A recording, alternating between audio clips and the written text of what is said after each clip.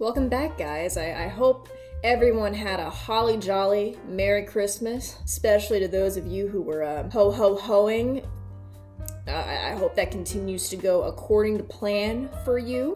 Today's episode is going to be a particularly dark one because we're going to be talking about the ARG Sins of the Past by Forky. If you don't know anything about it, it's going to follow some themes we've already touched on quite a bit on this channel. So it's nothing you haven't encountered already. I promise you that. I feel like my YouTube avatar should be a trigger warning by itself. That right there, this should just tell you everything you need to know about my channel. Really, why are you here?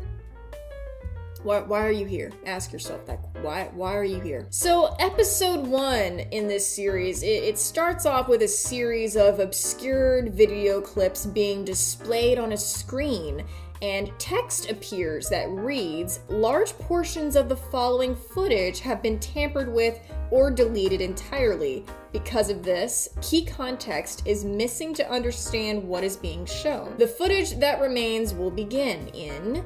and the footage starts a countdown. After this, we cut to an image of a sleeping baby, and we can hear 2 characters talking. The closed captions introduce these characters as being Bill, Subtle, and King. This is how their interaction went down. I pick one body part and I find out anything I want to know about it.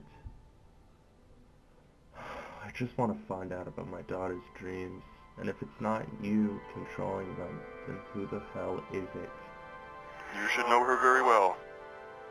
Why don't we take a walk together? Just you and I. Down Charlotte's Hall of Dreams.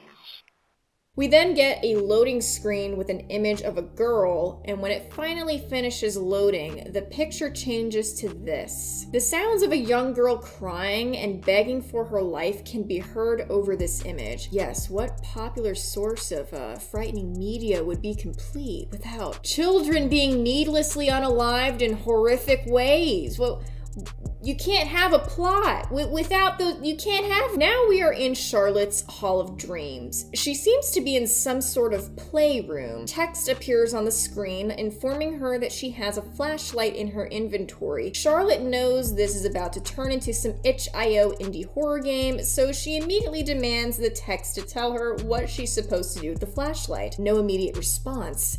Guess she'll have to learn the keybinds herself. The text eventually tells Charlotte to point the flashlight around. She turns around and finds a dark void behind her. Shining the flashlight in the upper right corner triggers the sound of birds chirping, and we move on to the next loading screen, where we see another image of the girl's face. Charlotte asks, "Was that Tia?" Anyone could be Tia at this point, for all I care. Now, if you guys haven't picked up on this already, names are going to be a very important reoccurring thing here. So if you guys have a goldfish memory, well, shit. Charlotte says that she can't handle a dream like this, and neither can I. I mean, what the fuck? I can't see shit. She then expresses that she needs to wake up, and then an unintelligible text appears on the screen. Now, I know for a fact it's unintelligible because, see, the closed captions literally say so. Okay, see, I wouldn't have been able to figure that out if it wasn't for the closed captions. Thanks for that, Forky. No, in all seriousness though, I genuinely couldn't figure this one out at all.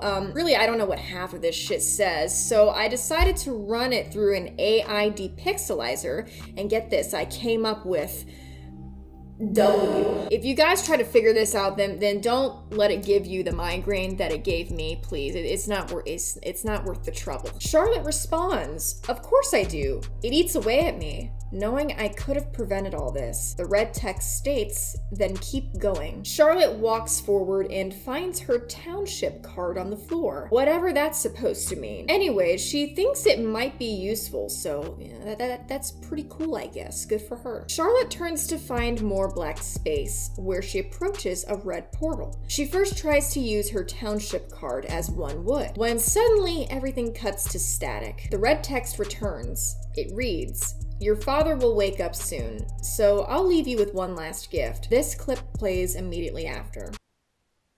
You're gonna die too, aren't you? I can feel it. It's okay. We'll be reborn together.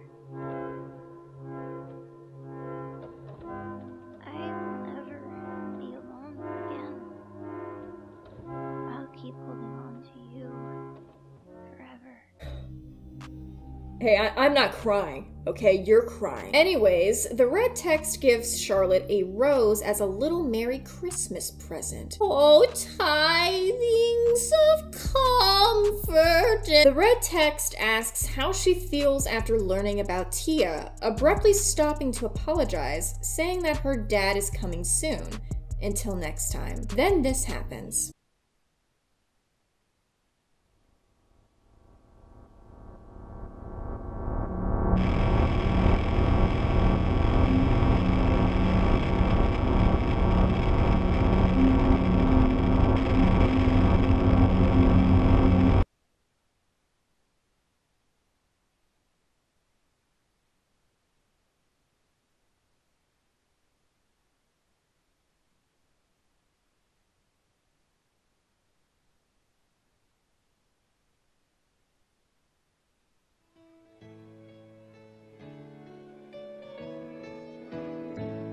Happy birthday to you. Happy birthday to you. Happy birthday, happy birthday, happy birthday to you.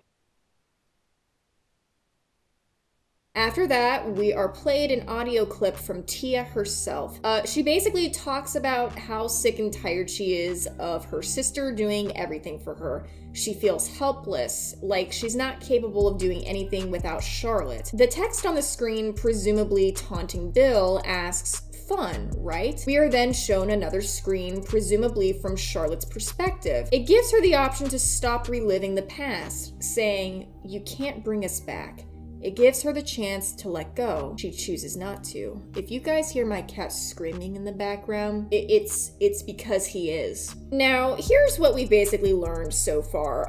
We now know of 4 main characters, Bill, King, Charlotte, and Tia. Bread. No, this is not the time. Stop. Okay? This is me time. I'm having a me moment right now, bruh.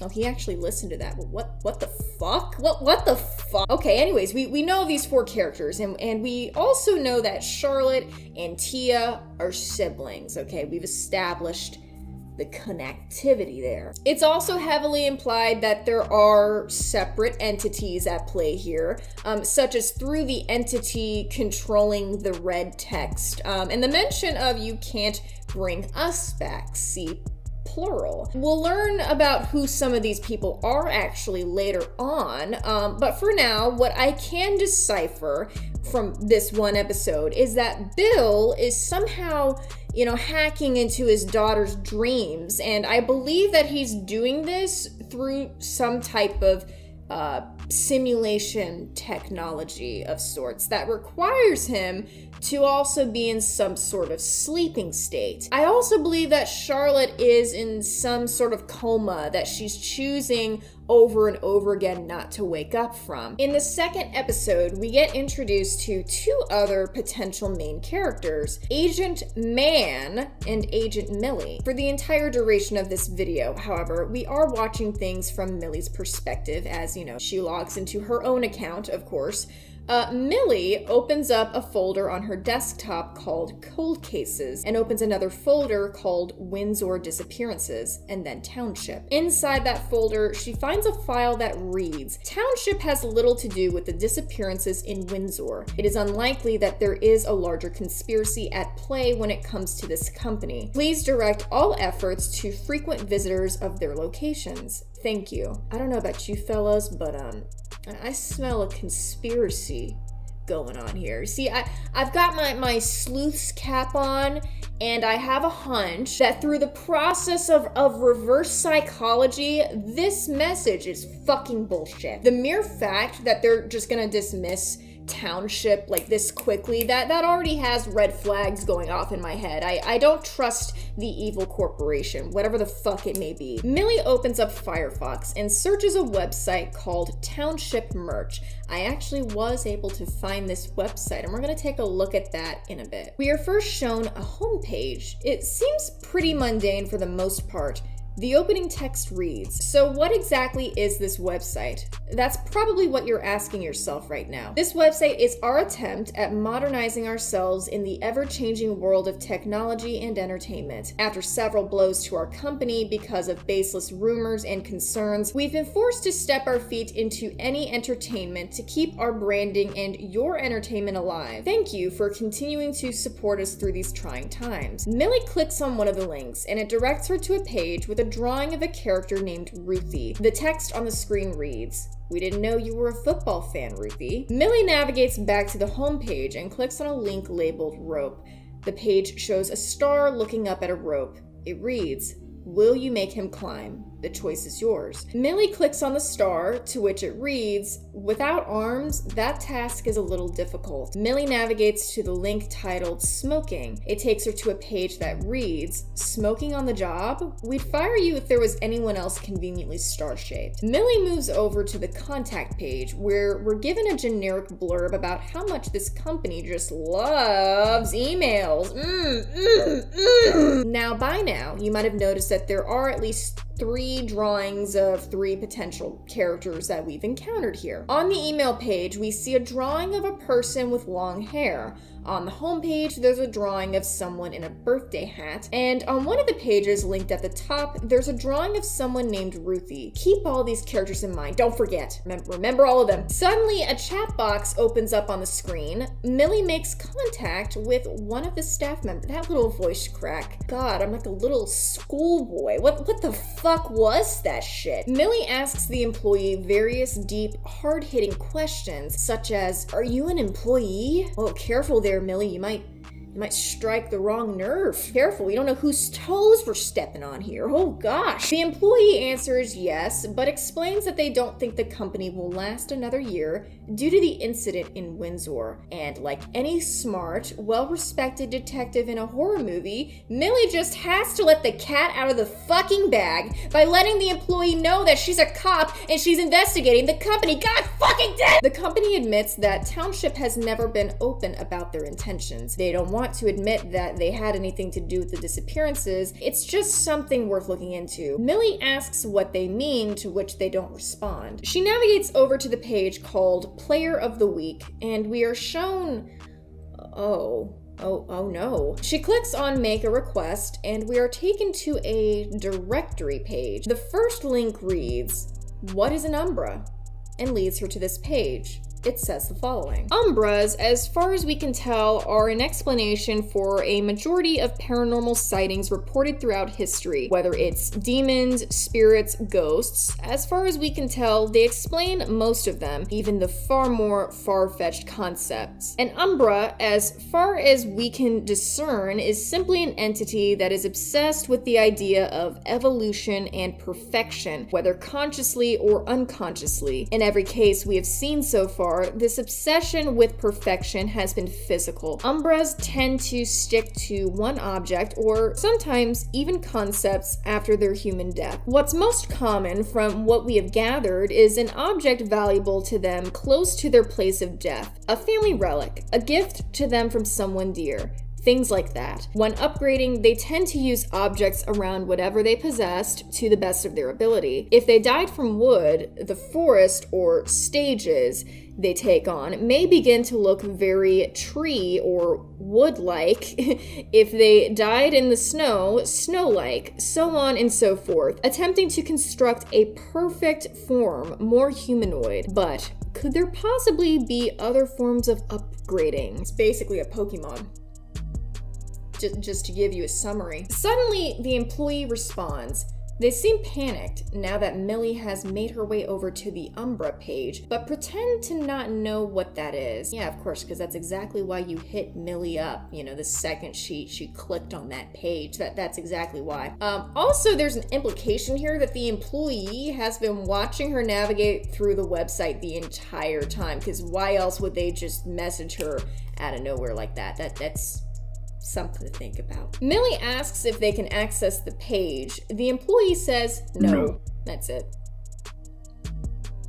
That's all that happens. To which Millie asks them to stay on standby. When trying to access the persons of interest page, Millie is prompted to use a login. She immediately asks the employee to give her this information, to which they go and look through the website's archives. They give her the email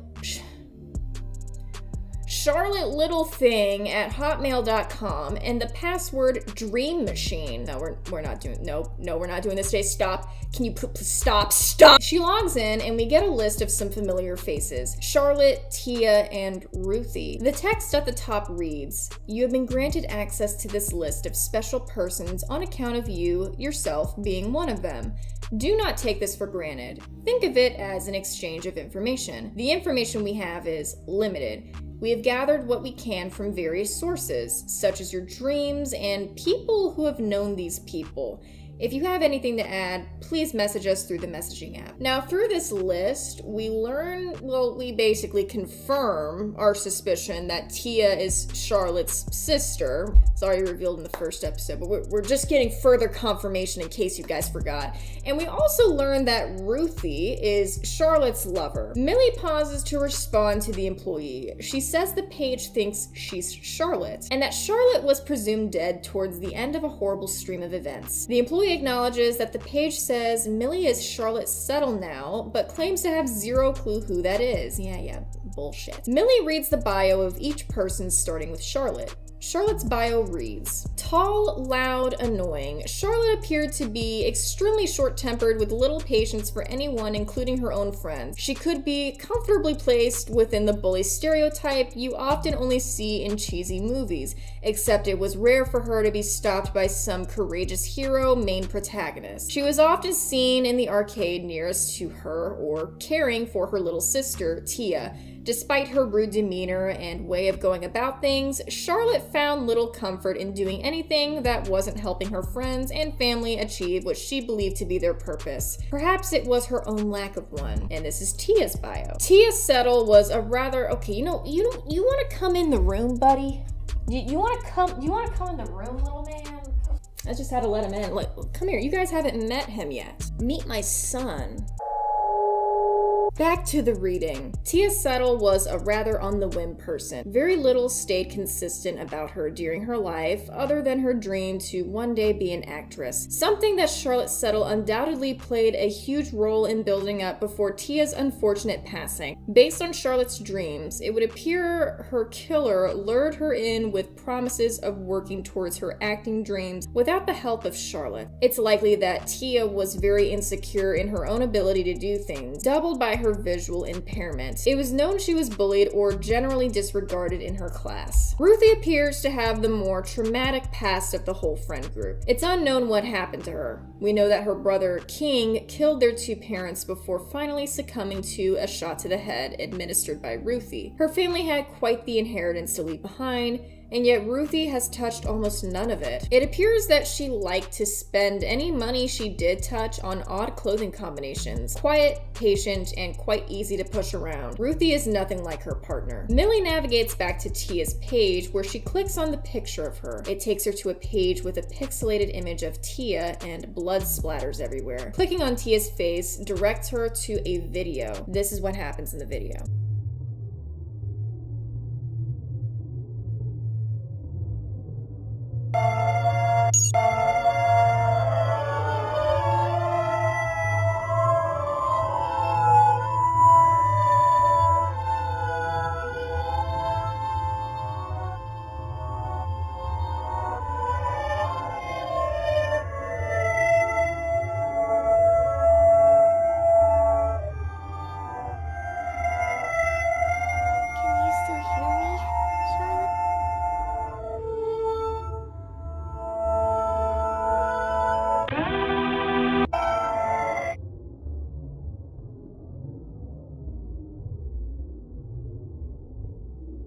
Understandably shivering in her timbers, Millie asks the employee to explain what the hell she just watched. The employee doesn't respond, assuming they'd noped the fuck out at this point. She says she'll be back on tomorrow. She then deletes the Windsor folder and marks it as a resolved case, regrettably going to turn off her PC. Then this happens.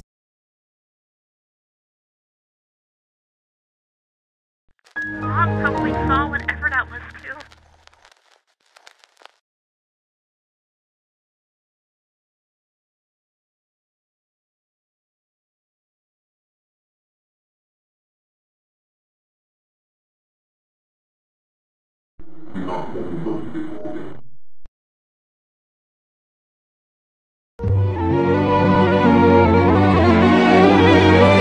Now that I've given you my live reaction to the video, we're gonna go ahead and head over to the website. Searching up the link takes you to this page where we see a character wearing a birthday hat.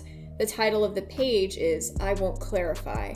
The header reads, "Did you know Umbras can only show off what they were present for?" Clicking on the character takes you to another page with an audio recording and a header that reads, "I always found it an interesting game to press at his buttons." This is what that recording plays. Oh, it's you. Bill. Don't call me that, kid. Mr. Settle works just fine. Clicking on the character again takes you to another page. The title is Keep Your Eyes on the Page, and the link is titled Page 2. It has a header that reads, "It's not my fault if you're that easy to push, you know." Another audio recording plays. What are you doing here anyway? The party ain't ended yet, has it? I gotta get back to work, so buzz off, kid. I'll be here for a while. I'm here for a day after all. What about you? Hiding away from the party with... Oh, no way. Are you smoking? I thought you quit. Show a little follow-through. Clicking on the character once more takes you to a page titled, So Like, Am I a God or Something? With the header, I've been awake for way too long now. Can you just press the X up there and let me sleep? The link is labeled Page 3. Below the header is more text that reads, You don't need audio this time. You know what he did to me. It's obvious, isn't it? Clicking on the top image takes you to another page with a piano song playing over and over again. The page is titled, Please Let Me Go. The link is titled, Over and Over and Over. Clicking on the bottom image takes you to the following page. The page is titled Report, and the link is titled Charlotte Settle. The text says, The insides of her right eye are absolutely shredded.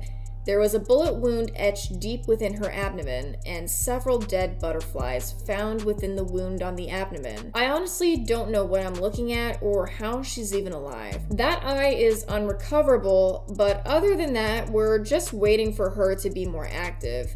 She comes out of consciousness every now and then, but she quickly succumbs to sleep not even an hour or two later. What's weird about it is, while she's awake, she shows absolutely no fatigue. She runs around her room, banging on windows, crying, screaming, anything you can think of, but she just suddenly collapses with no warning. Brain activity while asleep is unnatural, if I'm being generous. Seriously, what the hell is wrong with the girl? We'll continue to watch her carefully and give you updates on the situation. And officer, was the friend that still hasn't been located named Ruthie? Now, if you guys recall, in the video we watched previously, there was a page discussing what umbras are.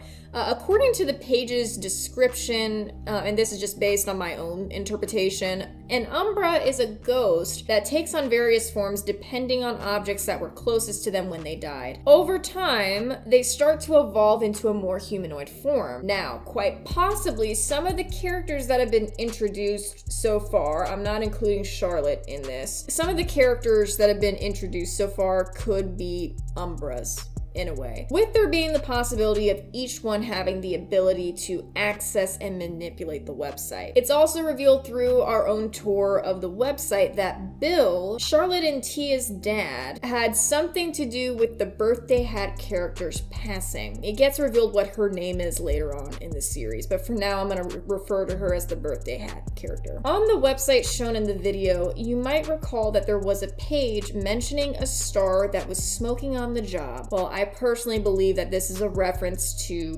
Bill, which was also, mentioned in the recordings. The birthday hat girl walks in on him smoking. So it seems that Bill was actually an employee of this supposed township location. Also, the text on the link labeled Charlotte Settle seems to be describing Charlotte herself. So this kind of confirms the theory that I had mentioned previously in the first episode about Charlotte being in some sort of comatose or semi-comatose state. So So we understand now the connection between Bill, Tia, Charlotte, and Ruthie, and the character in the birthday hat to a certain extent. But what about the red text character that keeps appearing over and over again? Well, that one is a little less certain to me, but let's see if we'll continue to gather more evidence on that as we move on through the series. So in the third episode, the video opens up to an animation of Tia. She greets the viewer, explaining that she has stage fright. She says, "I know what you're here for. To learn more about me." No, that's not right. You don't care about me. You care about that day. In the next scene, Tia shows off a crudely made model of her family's kitchen. She starts the scene with her sister Charlotte. "Tia, wake your soft ass up!" I'm kidding, that's not what she said. She did not say that. "I'm up! I'm gonna go now. Don't forget to eat. Whatever. Sorry I'm late. Ow. Ha ha ha ha. Should we be laughing? Who cares? Not like her sister's here. Geez, are you alright? I think going home would be nice. Oh god damn it. Oh god shit. I thought I set it up right. Whatever. Holding it now. Anyways, action again. I should go home. Wait! Yes. Look at you. Are you really walking home already? Are you seriously gonna be this petty? Not now, Kurt. Piss off. Whatever, just let it go after a bit. Humph! Did you even wash your hair, Tia? Gross, I can smell the maggots from here. You can smell maggots? Whatever. Point is, you're ugly as shit. Not that you would know. You can't even see anything to begin with. Oh, right, I always forget this. Well, I don't feel like talking anymore. And it gets a lot darker after this. This is what happens next.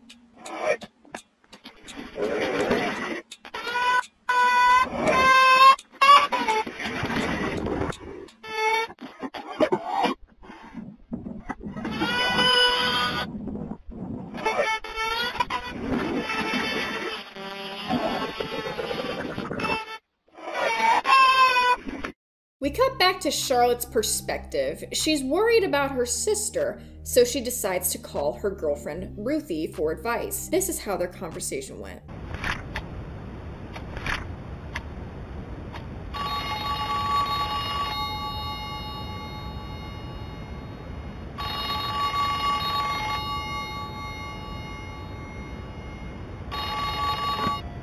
Yes? Hey, Ruthie. Charlotte? Why'd you call? It's so early. Yeah, so... Did Tia stop by your place last night? We got into a bit of an argument, and she just stormed off. I'm really worried here, Ruthie. I mean, with her inability to see and all. Tia? No, she hasn't come here. I haven't seen her in a while. Did you try calling Jay? No. She wouldn't be with him. She doesn't exactly like him all that much. She just tolerates him at best. I just can't think of anybody else to call. She doesn't really have any friends outside of us, you know? That's true. Maybe she just made a friend? Maybe she's just having a sleepover? With the argument we had? Hell no. Did you tell your parents? Yeah, they were out having a date night. Dad was acting really out of it recently, and Mom wanted to do something nice for him. But now they're out looking for her. I'm sure she'll turn up eventually today. Try and relax. After her conversation with Ruthie, Charlotte turns and starts walking down a long red hallway. We cut to another scene called Harmony's room, with a woman hanging from the ceiling. Text appears on the screen, and while part of it is obscured, it's pretty clear what went down here. Now, what I'm gonna do is fill in, I guess, some of the words that I assume were left out, and I could be wrong, just take it with a grain of salt, why don't you? Blank stared at her dead cold feet for hours, finally calling for help. When the blank arrived, it was chalked down to nothing but depression from losing her youngest child. Charlotte blank, keep the teddy bear. Unable to do anything, she failed. Charlotte was the one who let blank. Charlotte was the one who let Tia die. And Nina. And then here we also see in the closed captions the words, "Mom, what did you see at that arcade?" Now there's two important things, well actually a lot of important things that get revealed here. There's a new character introduced, Harmony, which is heavily implied to be Charlotte and Tia's mom. And there's also another character mentioned called Nina. We will learn who that is later on, but if you guys have been piecing together the pieces, you might already know who Tia is. So interestingly, Charlotte asks herself, "Mom, what did you see at the arcade?" So whatever her mom saw at the arcade led to this unfortunate turn of events, which also obviously at this point, y'all should know by now that Township it's an arcade, and it seems to be the kind of the focal point of the plot, mind you. It's kind of where all the shit goes down, you know. It's like a Chuck E. Cheese on the bad side of town, you know. That one on the other side of the ditch. It always kind of smells bad. That one. The video gets taken over by a new character. At first, we're given a recording of what appears to be an interrogation of a guy named Joseph. Suddenly, it cuts to the audio of the new character stating, You didn't think I would let it be that boring, did you?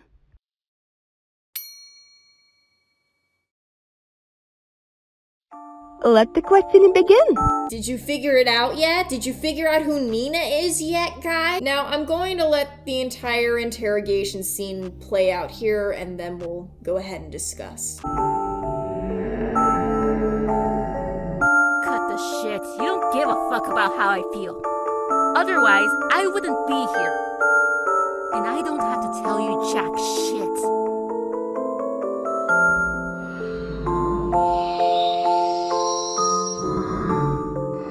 Should a cop really be talking like this? And you don't know what you're talking about. I didn't kill anyone, so bite me.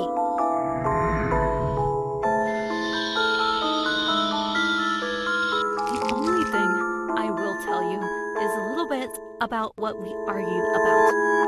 Tia had a rough day of school that day. Some kids got a few hits on her. She didn't tell me who. Said something about me always doing shit for her, not letting her be independent. After that, she stormed off and I didn't see her again.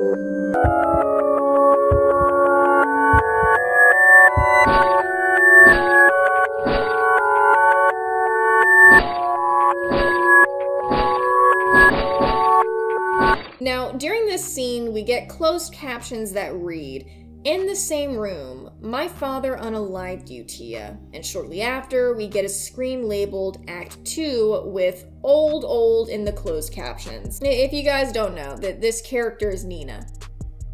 I just had to say it. It's Nina. We are then shown an open eye with the words insomnia and the sound of a heart monitor beeping in the background. The words then change to rest and the eye closes. Now, I really feel that this scene is better understood when played out in its entirety. So again, from here on out, you guys might see that I play a lot of longer clips here. It's because it's really important to understand the context. So I'm just gonna go ahead and play this next clip here.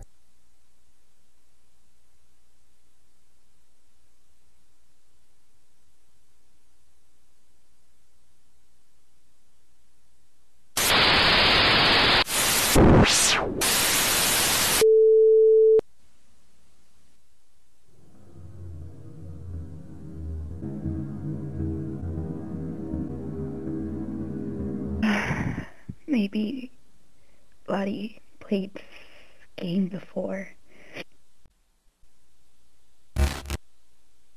I should have asked Lottie or her friends for help after all.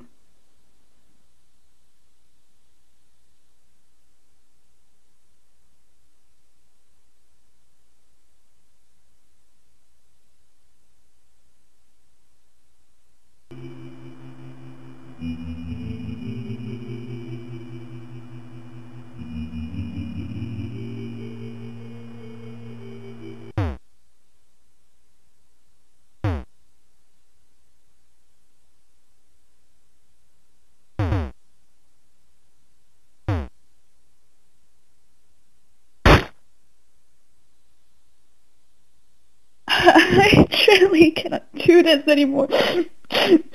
Why can't somebody else deal with all of this? Why does it have to show me?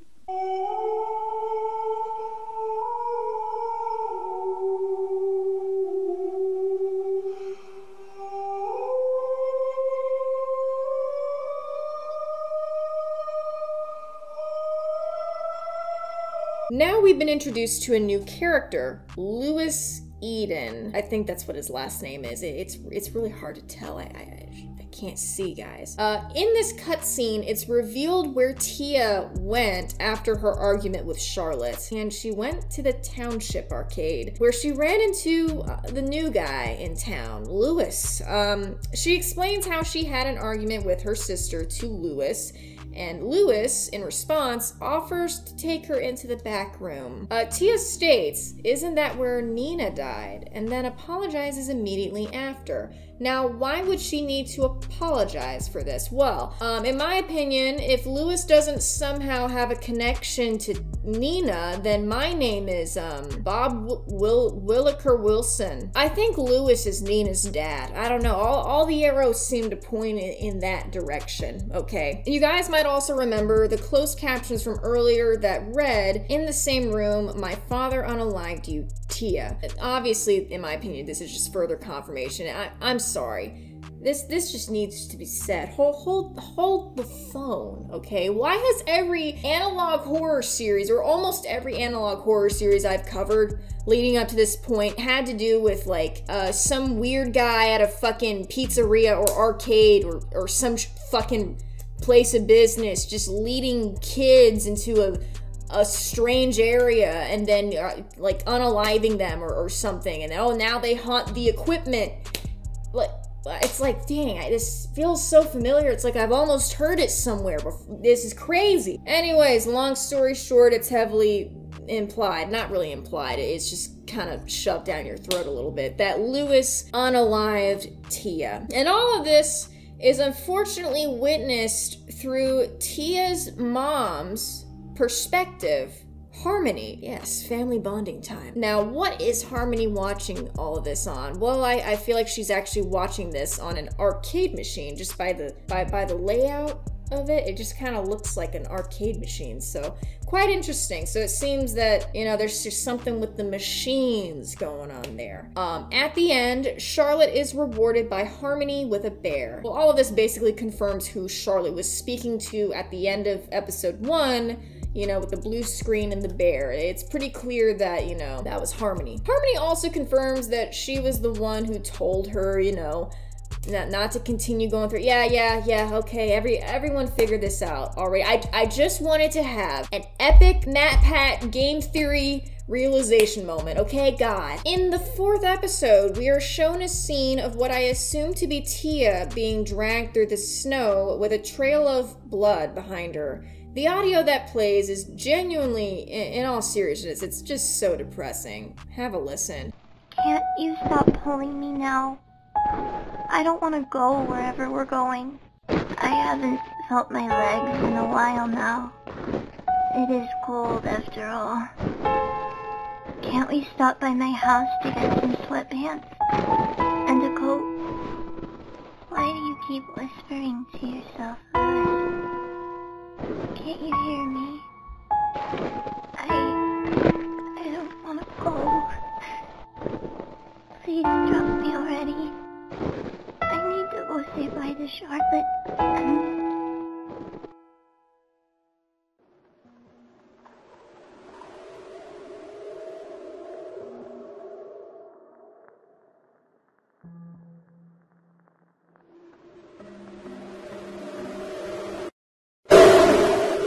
You promised me that we'd live forever. Together. Now, if you really wanted to do that, just give up on that stupid thought of yours.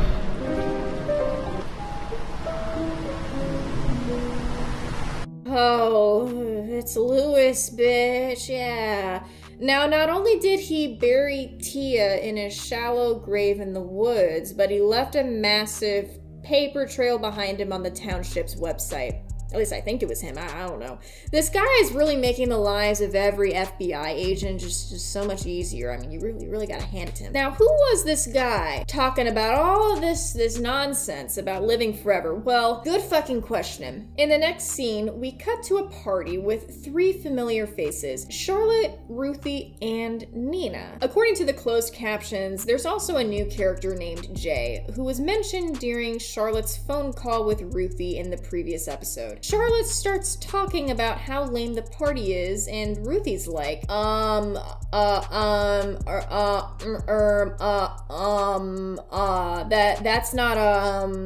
that's not very nice. And Jay's like, la la la, I can't hear you over all this pizza I'm eating. Anyways, isn't it nice that we're all friends in a group and we're sitting at a table talking and doing stuff as a group? Charlotte doesn't give a fuck about what anyone's saying and suggests that they all play truth or die. I mean, truth or dare. Ruthie explains how much she hates truth or dare, and Charlotte's like, shut the fuck up, you thoughtful and supportive girlfriend who's calmly setting a boundary with me while I throw a hissy fit at the only Chuck E. Cheese for 35 miles in either direction. And she asks Nina if she wants to play, since she's the birthday girl after all. Nina agrees. Jay tells Charlotte to pick up Ruthie and carry her around the whole arcade.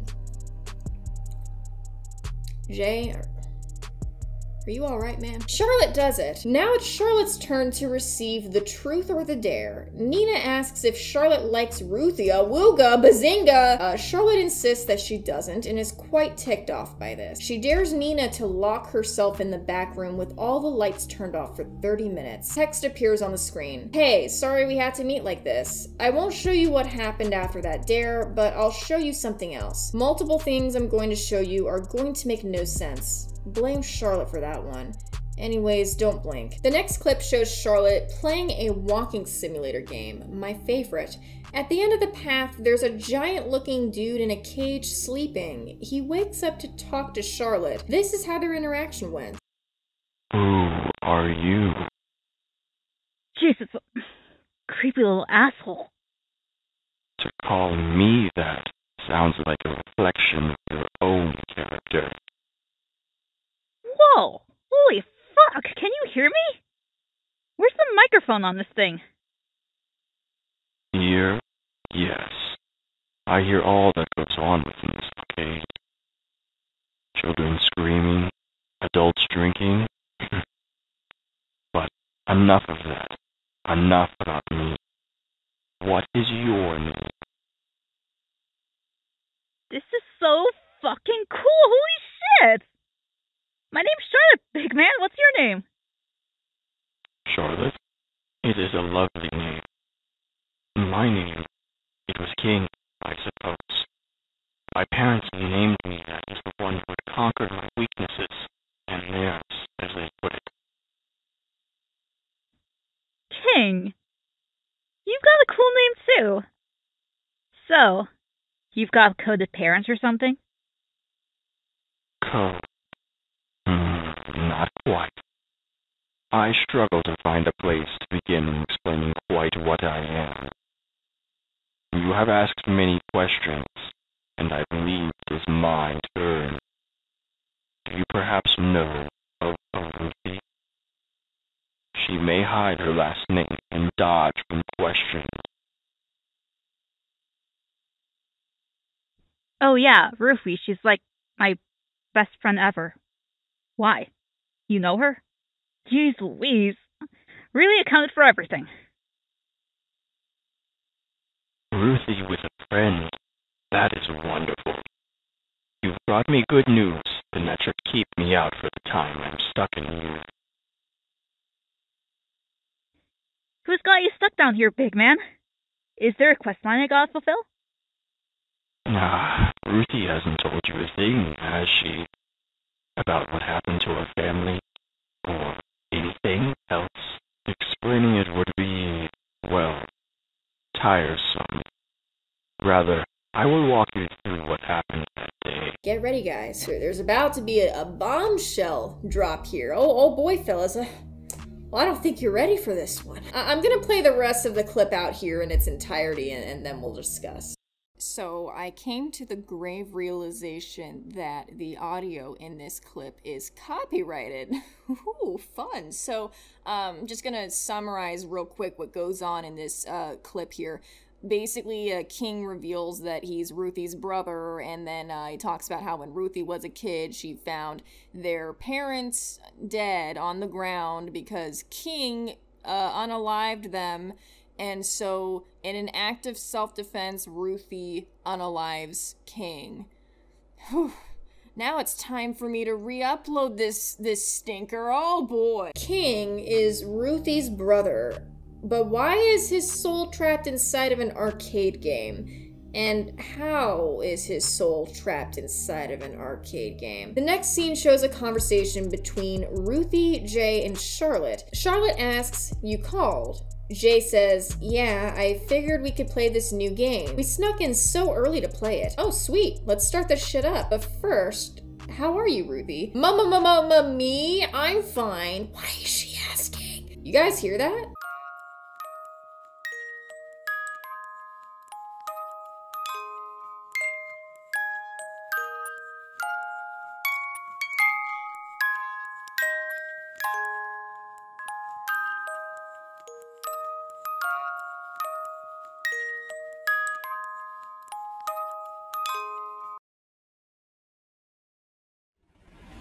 Goatman starts driving the crew off in the Krabby Patty Mobile to an undisclosed location. While knocked out, a little dream sequence plays between the three characters for absolutely no reason other than to increase the levels of what the fuckery is going on. The three characters are now in somebody's garage, I'm assuming. Lewis beckons the kids to wake up. Jay is the first to awaken. He immediately asks if Ruthie is alright. Ruthie sneezes herself awake. "Sorry, I'm right here." Oh, holy shit, get off her, freak. "If you move towards me or the girl, I'll unalive her. That is your only warning." "Well, what?" "Ruthie, you never know what the fuck is going on, do you? Jesus Christ, just do something. I mean, you clearly have allergies.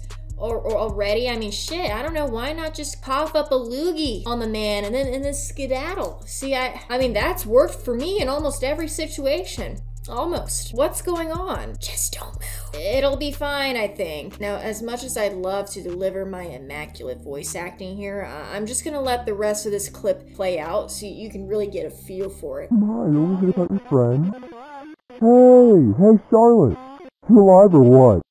Oh, she's fine. You don't have to worry about her.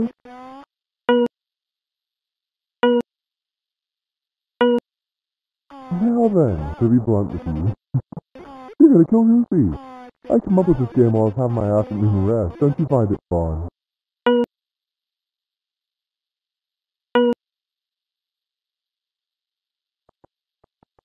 Taking so long.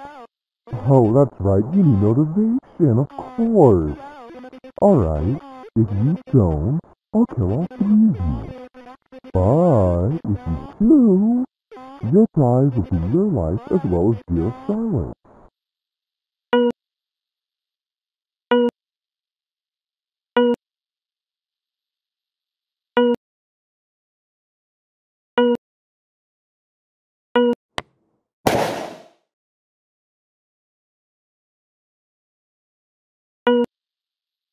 Quick, right! Feels like nobody here likes to have fun anymore. I'm giving you another chance. I'll sweeten the deal, too. If you kill her, I'll let you guys go, and I'll give you little hints as to who I am. That way you can relish in the sweet and sweet revenge, no?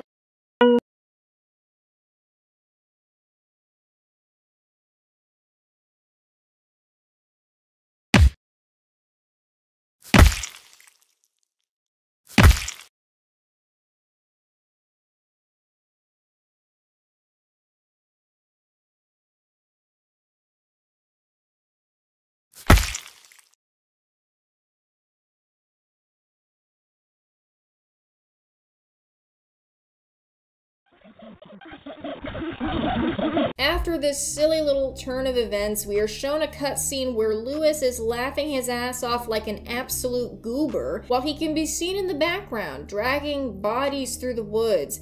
as an image of Tia shows in the background. Charlotte then wakes up in the woods with Jay laying face down in a shallow grave. The words, "He unalived Ruthie," appear on the screen. She was defenseless. Unalive him, unalive him, unalive him! Instead of unaliving him, Charlotte just leaves him in the woods to suffocate. Good thinking, pal. And as she's walking around puking up blood, a little friend appears. It's Chuck E. Cheese. He asks in his little rat voice, "Why didn't you unalive him?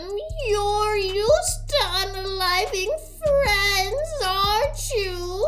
Charlotte then eats the rat. Yeah, I didn't stutter. I didn't misspeak there. Okay, she fucking eats it. No seasoning, no cooking, just a motherfucker eating a rat in the woods. She makes her way over to a building, only to realize that the building is a facade and that there's a TV behind it. The words, "You unalived her," appear on the screen. King starts bull rushing Charlotte, and we are shown a solid white silhouette of her getting shot in the face repeatedly. In the next scene, her head is getting devoured by the TV before she finally collapses on the ground. This is a shorter video, but to summarize, it seems to depict a hospital bed in a heavily distorted room. It implies that this is Charlotte's perspective. Charlotte turns around to be greeted by red text once more. You don't have a choice, so get that out of your head.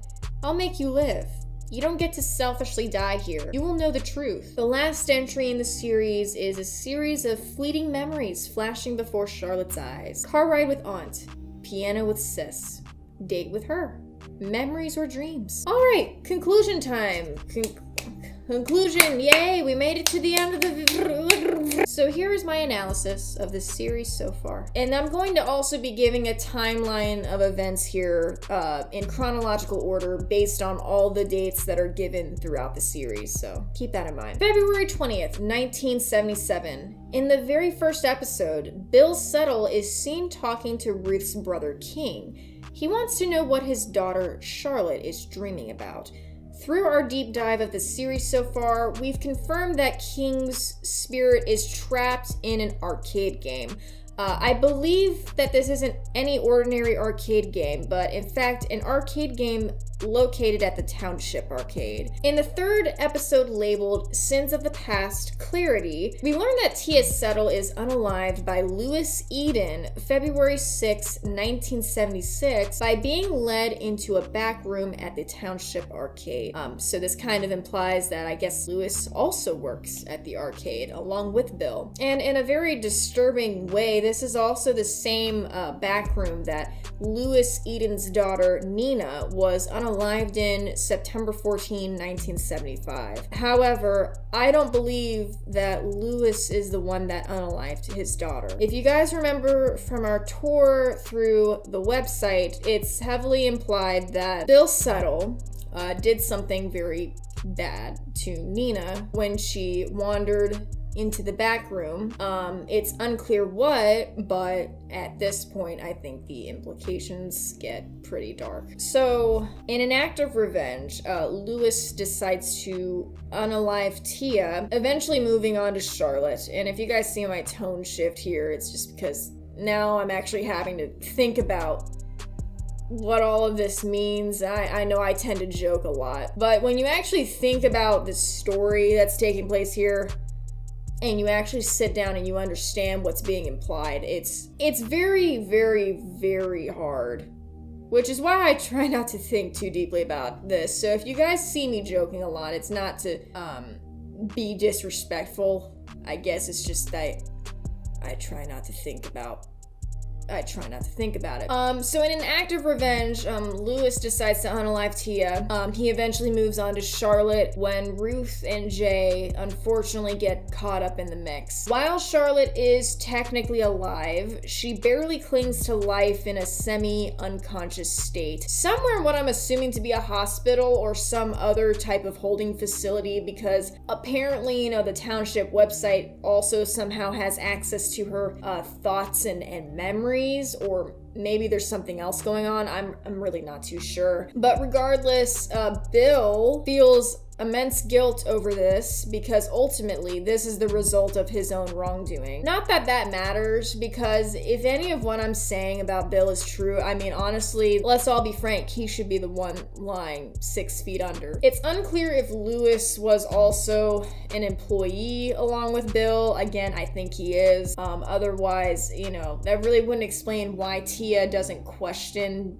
being taken into the back room. It seems like she trusts Lewis. So I guess this is something that he typically did have access to, and she just kind of didn't assume anything about it. It's unclear if he's an employee or, again, just some weirdo who spends a little bit too much time at the arcade, and that's also maybe both is true. It's also unclear at what point Bill realizes the arcade machine is being possessed by King, but eventually he discovers that he can sort of manipulate the arcade machine in a way to communicate with King and watch his daughter's dreams. That could be the case, or, you know, Bill could also be in some sort of dreamlike state where he's able to dream hack, I guess. Either way, he's trying to figure out who's controlling his daughter's dreams, also who's keeping her in this half-alive state. The grim details of Tia's passing were eventually revealed to Harmony Settle on one of these arcade machines, and this, in my opinion, is what prompted her to take her own life and eventually possess one of the machines. Somehow Charlotte is able to remain in this half-alive, half-unalive state where she's able to wander the spiritual plane and communicate with her deceased loved ones. This all has some sort of connection with the arcade machine's supernatural abilities, which is a little unclear to me at this time. Now, as far as who the person is controlling Charlotte's dreams, the only person I could see it being is Louis Eden himself. In the first episode, it's heavily implied that whoever it is controlling Charlotte's dreams has a very antagonistic relationship with Bill. Their only goal is to torment Bill through his daughter's dreams. How Lewis is able to do this isn't really explained, hence why there's also the possibility of it being another character that hasn't been introduced yet. And hopefully it will get revealed sometime in future episodes if there are any, but honestly, I mean, just in terms of pulling off the aesthetic and everything, I mean, excellent work to Forky. Again, this is just another great, criminally underrated analog horror series that I've encountered over my time on YouTube covering these sort of things. So if you guys want to go take a look at these episodes for yourself and see if you pick up on anything, I'm going to leave their channel linked down below in the description. And yeah, let me know what you guys think. Share your thoughts and game theories with me below. And, you know, as always, here's my email. There it is, if you guys want to give me any other horror suggestions to cover. And yeah, thanks for watching.